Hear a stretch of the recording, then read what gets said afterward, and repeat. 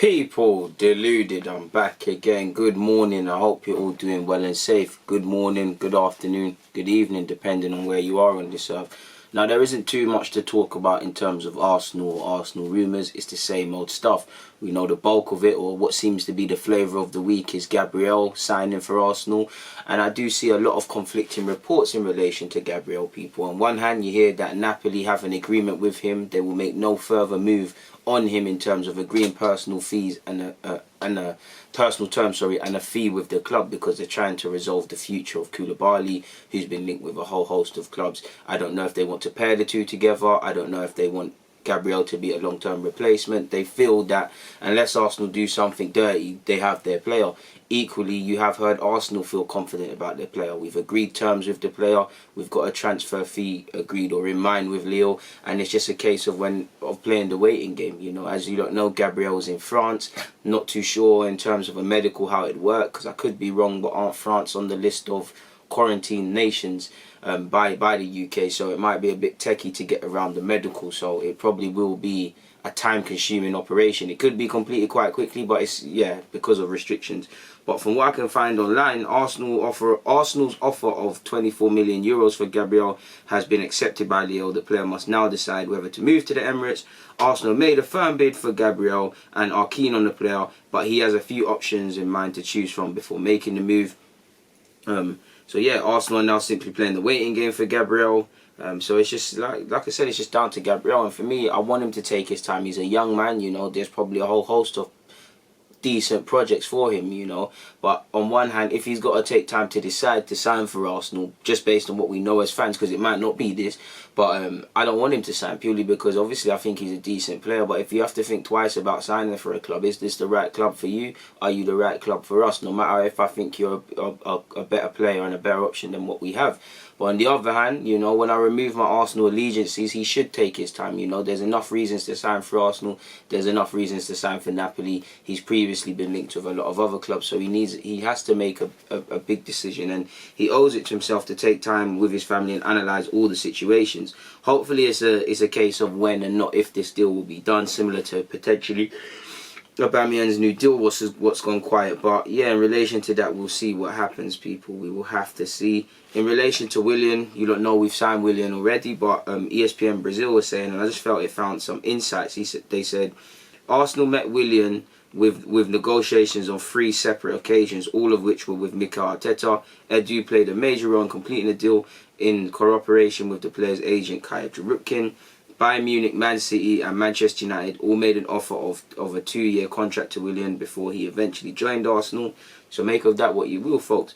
David Ornstein has allegedly had some things to say, people, and he has said most of the deals that Arsenal have been working on so far this summer have been Sanllehi deals.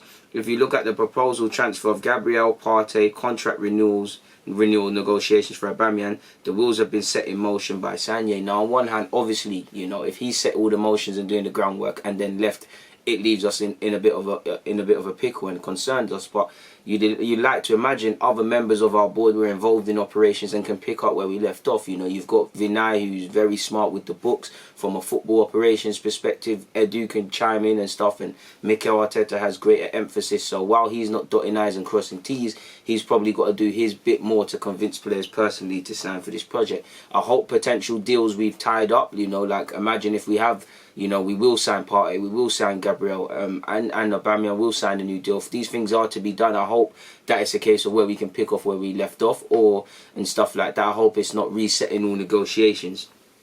So we'll have to see, man. David Ornstein went on to say, although the likes of Edu and Hus Farme will take over, I don't see them going on a particular different course to what Sanllehi had put them on in the first place. Of course, they'll have their own touches and their own influence. So again, there probably won't be no radical change in the outlook of how we do things. Of course, Edu is his old man, so is Hus Farme, and so is Raul Sanllehi. So they all have to work in terms of what the club want to do, but they've probably got their own opinions and different ways of doing things. And like he said, their own touches on things and their own little personal branding, as we all would if we made the role our own. Finally, Ornstein said, Edu steps up to a more prominent role now, and also Mikel Arteta will have greater power than ever before as a head coach. Vinay then Kasham will be involved on the financial side. He leaves the football side to those guys and focuses on running the organisation. And that's what you want to see. You know, football men deal with the football, other people deal with other things. But for me, I'm not going to lie, I would like to see a bit of an all-rounder at the club. You know, I'd like to see, because you see it at Bayern Munich, you see fancy advisors and agents and technical directors. They might have different jobs and job prospects and stuff, but they're footballing men. They've got a footballing brain. Vinay allegedly is a footballing man, so I'm not criticising him. I just feel we need someone who gets football at these levels, because then there's more of an emphasis to get things right and not allow the same reported things. I think we've got too many people generally, or I've had too many people at Arsenal who just see the numbers, and at times you need people like that. You need people that don't look at it from an emotional point of view. But I've seen too many like Harvard educated individuals. Nothing wrong with it. Harvard educated, you know, well paid, you know, highly sought after skills in their industries, but they're not footballing men or women, so it leaves us at a short straw. So hopefully we can still do bits in the transfer window. But in relation to Gabriel and what David Ornstein said, there isn't anything new.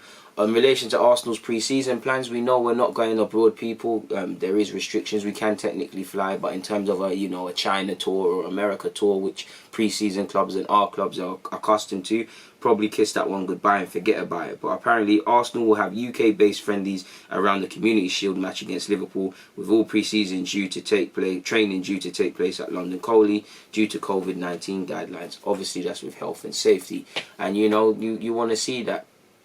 We've previously had friendlies against the likes of Brentford and teams like that, so you'd imagine they're the sort of teams we're going to lean up on to try and help us get fit again, people. You know, all of these sort of local sides, so I don't mind that. We need to get a move on, because pre-season is starting very quickly, people, which is crazy, man, because the season's just finished.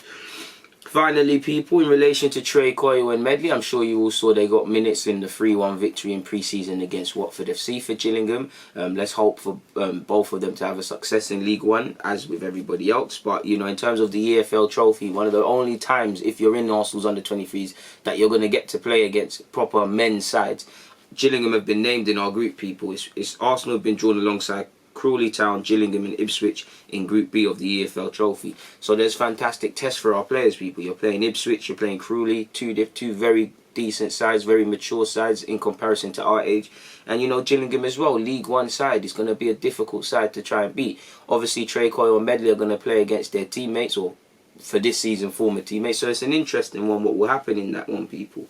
So it's nice to see. Finally, apparently Arsenal have announced a new sponsor, people, which is Cadbury.